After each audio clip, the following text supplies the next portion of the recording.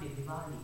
And today we are not gonna have a look at some serious game or some position, or we will not do some serious work on chess. But instead today we are gonna do something really interesting. Today I'm gonna narrate to you a very interesting story which says the history of chess. Yeah, or it says that how chess was actually started, and the things I'm narrating now, I have also wrote it in the PPT, or yeah, I have done them very in a systematic way. So probably you will also get the PDF link in the description. From there you will go and read it later. But for now, let's start it. So thousands and thousands of years ago, there lived a very rich king, yeah, and he was really rich. His kingdom had several forts only made of gold. Like, can you believe? Only made of gold. And the name of his kingdom was Nagar, or the rich town. And this king, he really liked, he really found interesting the mysteries of the universe, and he liked to solve, and he liked to gain knowledge on that. And to do so, he also had several Brahmins, or several monks. Sorry, the firecracker sound, it may come today because it's Diwali, yeah? Please adjust. Anyway, he had several monks, or yeah, several Brahmins. There were 9 Brahmins in total, and all of them were known as Navaratnas. And in the kingdom and in the neighboring kingdoms as well, everybody knew that this king and his Navaratnas are the greatest scholars there. But one day, when the kingdom was actually suffering a bit financially, we are such a rich kingdom, but still it's suffering financially. Not much, yeah. And so the king thought to himself that I am the most intelligent king. I'm the most intelligent king, and I have so many scholars with me. So I'm the most powerful, yeah, because information makes you very powerful. So he announced the contest, yeah, and they also had a bit financial issues. So they announced the contest in which he called all the greatest scholars to his darbar, and the scholars there, which came from outside, they will ask a question to the king. To the king and his Navaratnas, they were allowed to ask 2 questions each.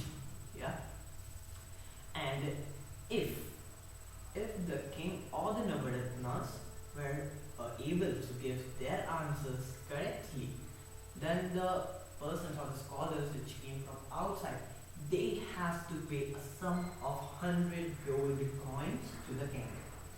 And if the king or the Navaratnas weren't able to give the correct answer, then they will do whatever these guys want.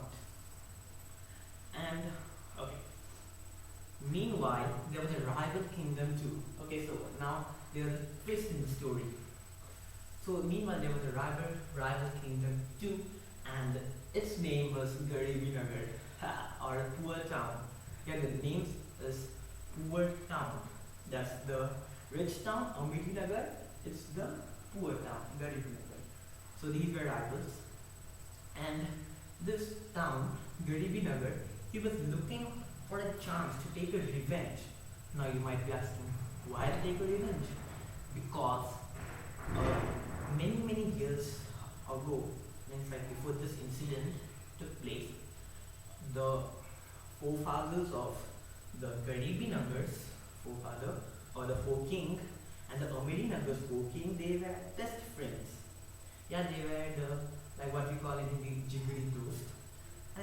But there came a time where this guy, the foreking of the Nagar, he wanted to become really rich, and In that hustle to become rich, he betrayed this king of the Garibi Nagar, and from then on, these two are these two are really great rivals, and everybody knew about that. So the king, when the present king of Garibi Nagar, uh, he heard that this contest is happening, he the single thought came to his mind that this is my chance and I'm not gonna live it, and I'm gonna take my revenge now. Okay, now in his kingdom as well, there was a scholar, and his name was Shyam Chatur. His name was Shyam Chatur, and he was really bright, and he was the sharpest scholars known. But this king of the Garib Nagar, didn't allow Shyam Chatur to make himself famous. Like here, the Navaratnas of the Amiri Nagar, they were famous all around the town, yeah, all around the kingdoms and the neighboring kingdoms. But here this Shyam Chatur, he was not so famous.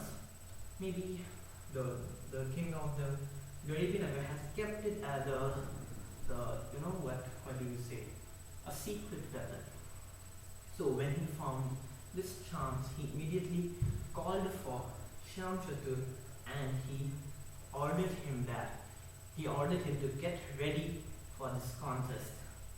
And he was a polite person, and he was a Brahmin, and he followed his king's commands, his king's orders, and he started to think about the most trickiest, and the most hardest questions which one can even never think of. And so some days passed, and now it was just the night before leaving for Ahmednagar. And till this particular date, till just the night before, Shyam Chatur didn't knew about that. Yeah, because he was not told about this whole story about their friendships and the betrayal. Shyam Chatur didn't know. So just the night before leaving, the king himself went to Shyam Chatur's house and then narrated the complete story about the friendships between the two kingdoms, and he also included that how one betrayed the other just for the sake of becoming rich. After listening all of these stuff, he felt the anger within himself, and he decided and he promised to the king to take the revenge for the Garib Nagar for his own kingdom. The next morning, he was completely ready for the journey. Shyam Chatur started his journey with his bullock cart. Just before leaving, the king called at Shyam Chatur's house and said, "Shyam, I believe on you. You can do it. Now you have the responsibility to take the revenge for us." And he said this, "Win it or leave it." After this, he started his journey. And these towns, these two kingdoms, Amiri Nagar and the Garib Nagar, these were quite close to each other. They were not far apart. So after a nearly 1 day journey, Shyam was in the kingdom where he has to take the revenge, yeah, or the Amiri Nagar. And he had only one thing in his mind, that he has to take the revenge for his kingdom, and he has to bring and he has to make his kingdom proud of himself. Only this thing he had in his mind. When he reached the Amiri Nagar, when he just entered the town, he saw that along with him there were many scholars. Yeah, because nobody knew him, because he was quite underground. Nobody knew him. But when he saw these many great scholars, his confidence should be up. When you see such great, even when you play some really serious tournaments, when you see the new really strong players, you kind of feel your confidence should, yeah, you kind of feel a fear. But when his confidence should, he had doubt on himself, and he asked to him, he started thinking, do I have the ability to fight against these great scholars? Can I do it? But then this thing came into his mind, that his king said, win it or leave it. He just said only one thing. Okay. He first of all he calmed down and said, win it or leave it. And he regained his confidence. Now he was completely ready to face the king, to face his enemy and all of his Navaratnas. Okay, so since this story is really long, so I have divided it into 2 to 3 parts, and this was the first part, and the story is to be continued.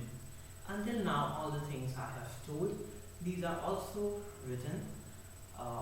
Maybe you will get the PDF in the description below.